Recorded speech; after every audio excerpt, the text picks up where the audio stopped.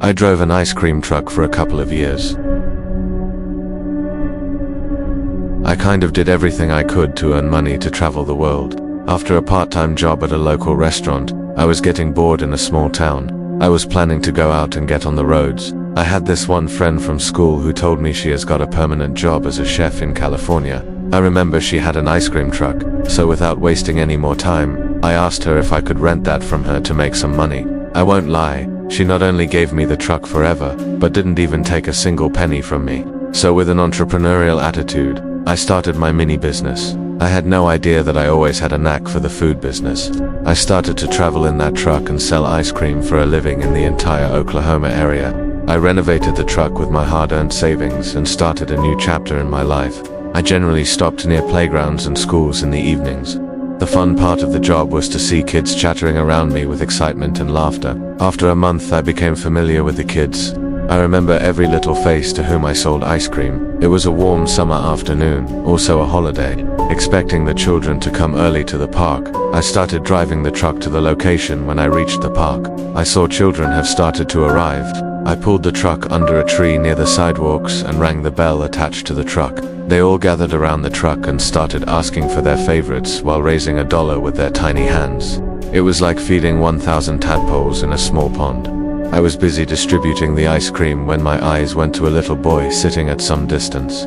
He was sitting on a green bench while keeping his head down. It seemed really odd that, amidst all these active kids, the boy was on his own like this. Almost every kid in the park took ice cream from me, but that boy didn't even turn around once towards the truck. I thought, maybe he has no money, so I decided to give that kid a chocolate cone for free. I turned around and prepared a cone for him, but when I looked back, he was gone. The empty bench lied there. I got a bit sad and started to clean the truck before moving on to another spot. I was cleaning the floor of the truck when I heard a small knock on the order desk. I turned around and saw that it was that little boy who was sitting on that bench a few minutes back. He was standing near the truck, but his head was still down. Sun was about to set, so the area under the tree got a bit darker than usual. I couldn't see his face at all.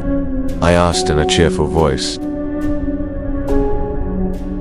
Without moving up his head, he raised his small hands toward me and said, "A strawberry cone, please."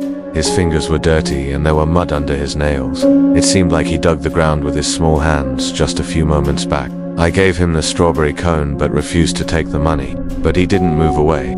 He just stood there like before, holding the $1 on his muddy hand as it dangled in the air. The kid's body language felt very weird to me. I have never seen such a calm and extremely quiet kid like him till now. I took the money and the kid took a strawberry cone and turned around to walk away. "Hey, what is your name?" He stopped and without turning around, replied, "Mum told me never to talk to strangers. I have to go home. She's waiting for me." He then walked away. I got a bit surprised seeing this kid's obedience towards his mother. Such a well-behaved kid, I thought to myself. That night, after coming home, I still couldn't stop thinking about that child's unexpected behavior. I decided to go to the same park tomorrow and talk to that kid more. The next day, I went there again. As I went on selling ice cream, my eyes kept scanning the park for that little boy the entire time. At a point when I realized he won't come today, I started to pack up for the day. I was putting the ice cream tubs inside the mini fridge when I almost gasped in fear. A small dirty hand was resting on the desk of the truck. It didn't take me a second to realize whose hand was that. "Geez, you scared me," I said in a relieved voice. The boy stood like before, holding a dirty $1 in his hand. While keeping his head down, I said, "Now we are not strangers anymore. You can tell me your name," he said in the same emotionless voice. "I'm Michelle." "Well, hello Michelle. Do you come here alone?" He nodded his head slowly from up to down. I handed him his strawberry ice cream. As I went to take the $1 from his hand, my fingers ran over his index finger and his dirty nail came off, revealing the red flesh underneath. "Oh God, you are hurt. You need help," I said, seeing this vicious sight. But without saying anything, the boy turned around and started to walk away. It seemed like he didn't even feel the pain when the nail came off. Drops of blood laid on the desk, and I watched the boy walk away as if nothing happened. I couldn't hold my curiosity anymore. As soon as he went behind that tree, I came down and started to follow him. The boy was walking towards the left corner of the park that was now in complete darkness. This side was also covered with vines and weeds. I had no intention of scaring the child, so I maintained my distance and watched him secretly. After walking to a big tree at the end of the park, he stopped under it. The small lamp on the other side of the road gave me some light to that corner. The boy crashed down on the road and started digging up the soil with his small hands. He dug without stopping, his nails and fingers cut open with the pressure. Raw flesh and blood came out of his wounds as he went on, but I still couldn't see his face. I was thinking to stop this child from hurting himself like this. When the boy placed the ice cream in the pit, he just dug up and buried it with soil again. I couldn't watch anymore, so I came out from the bushes screaming, "What are you doing? Are you alright?" For the first time, the boy lifted up his face towards me. On that warm summer evening, I felt a gush of cold wind shivering down my spine. The kid had no eyes. Instead of his eyeballs, dark hollow eye sockets stared at me. A painful expression appeared on his face and he said, "I want to go home, but no matter how much I did to come out, I always end up here," and vanished in the air right in front of my eyes. I fell to the floor with a huge shock. My mouth opened in shock and my heart stopped in fear. Sweat appeared on my forehead as I tried to make out what just happened a few seconds earlier. I couldn't explain how I picked myself up that day and returned home the next day when I went to that park. I saw cops near the park and it was sealed like a crime scene. A small crowd gathered on the sidewalk and watched this entire situation. Out of confusion, I asked a man standing in the crowd, "What's going on here?" He said in a restless voice, "They have traced a missing kid from last month. It seemed like someone abducted this kid for ransom and later murdered him. An old woman came to jog in the morning when her dog dug up that ground under the tree. That's when she saw a small hand lurking beneath the soil. Look, there he is." I followed the man's eyes and saw the paramedic taking away a corpse of a small child dressed exactly like that little boy. The corpse had no eyes, which supposedly got eaten by maggots. The body has been there for months, so its rotten smell made the air heavy. Everyone covered their nose and some even walked away to avoid vomiting. It came to know that the boy's babysitter brought him to the park and later abducted him, asking for ransom from his parents. When they threatened her, saying she will never get away with this, the cruel woman strangled the boy and buried his body under that tree. The most shocking part was the kid was alive when she buried him. He fainted with the trauma and pressure on his neck. But when he regained consciousness, he found himself buried under the ground. He tried to come out while digging the soil, but choked to death during that struggle. His nails were all broken as he suffered silently. Now I actually understand what that kid meant when he said, "I want to go home, but no matter how much I dig to come out, I always end up here." The poor kid's soul was trapped here for a month, and all he wanted was to go home. I hope this kid is finally resting in peace.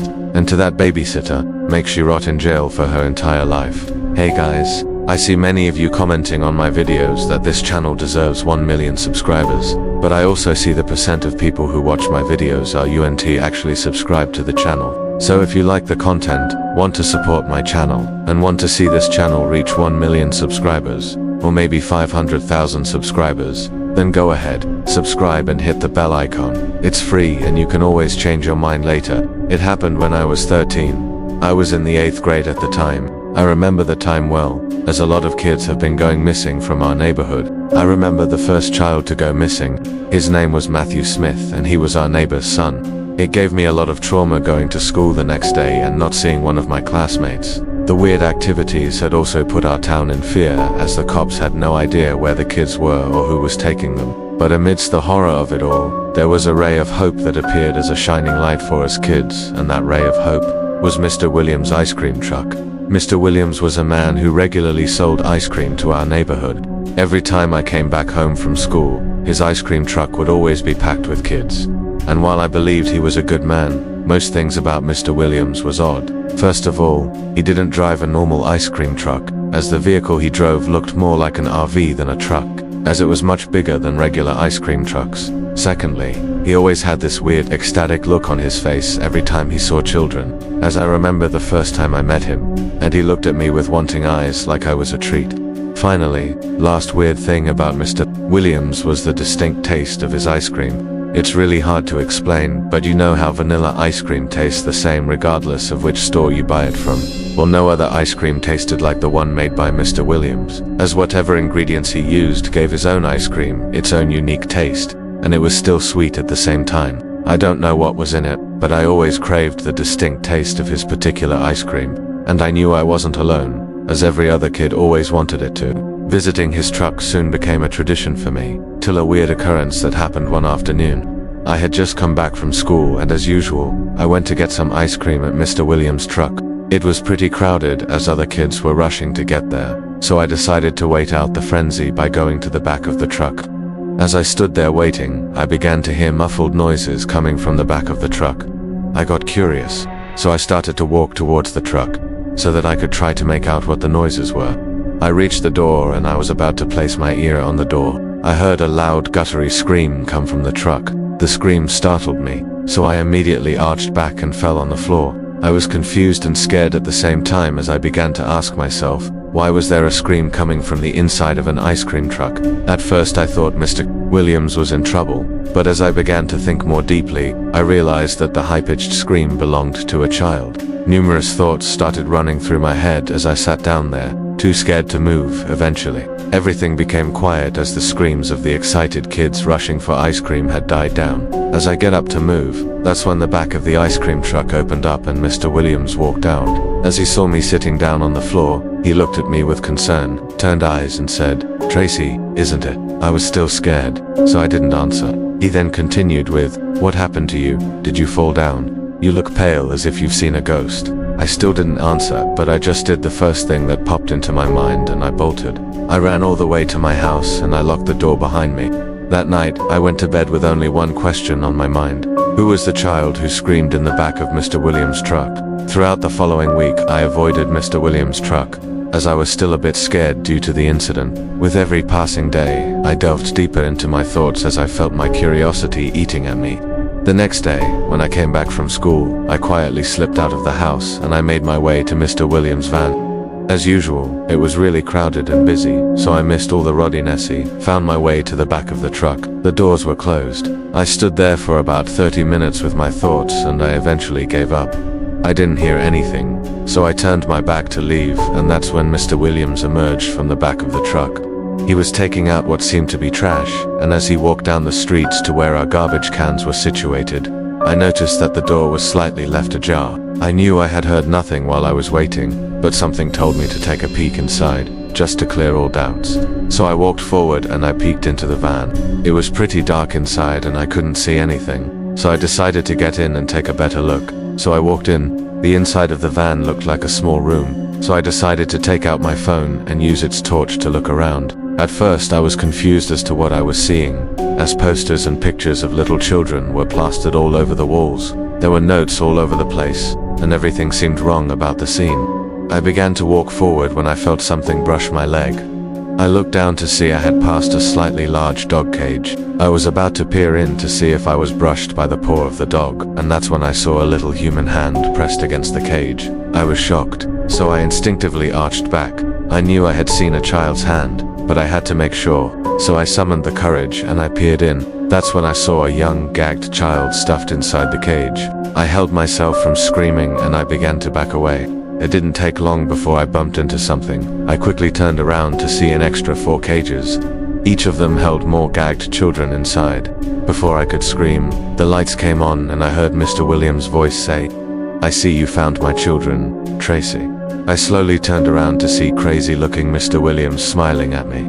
Now that the room was properly lit, I saw numerous cages with tired, injured little children who were all gagged and whimpering inside them.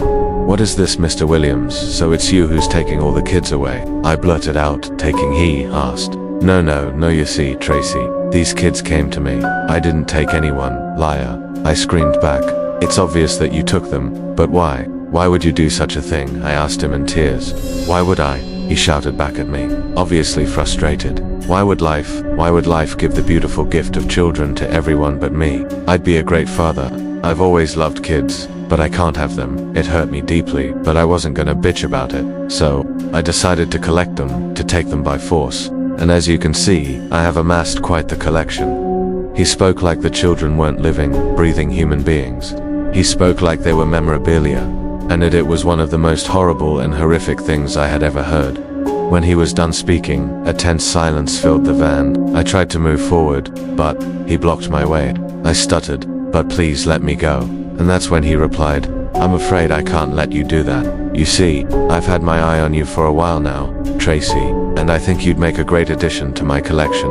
and before I could reply to the morbid statement, he lunged at me. I instinctively threw my phone at him. It hit him in the eye and he began to scream. With no hesitation, I bolted and I ran all the way home when I told my mum everything that happened, and she immediately called the cops. When the cops arrived, they couldn't find Mr. Williams. No one could, as he had completely vanished.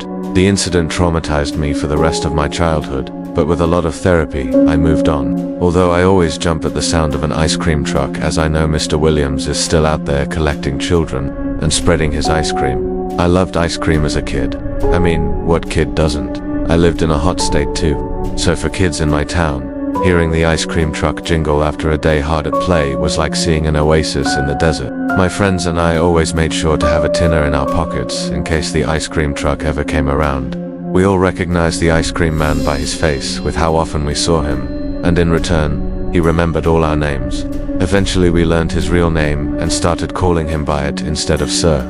His name was Harry, and he always looked a little worse for wear. He was balding, middle-aged, and almost certainly depressed if his unkempt, unshaven face was anything to go by. Still, he was nice to all the kids who came by his ice cream truck and made the effort to remember the usual orders of all his regulars. Every time I went up to him, he'd say, "Hey Joe, another strawberry popsicle today." I'd either reply, "Yeah, thanks Harry," or tell him I wanted something else if I wasn't in the mood for it. I imagine he probably did the same with all his regulars, and not just the kids. The adults were all fond of him too. The merciless heat didn't spare them just because they were grown-ups, and most of them saw nothing wrong with indulging in a sweet treat every now and again. It wasn't uncommon to see a couple of grown adults leaning on the parked ice cream truck, making casual conversation with Harry with ice cream cones in their hands. We all already lived in a small town where everyone knew each other, but Harry and his ice cream was a fixture in the community that helped bring everyone together.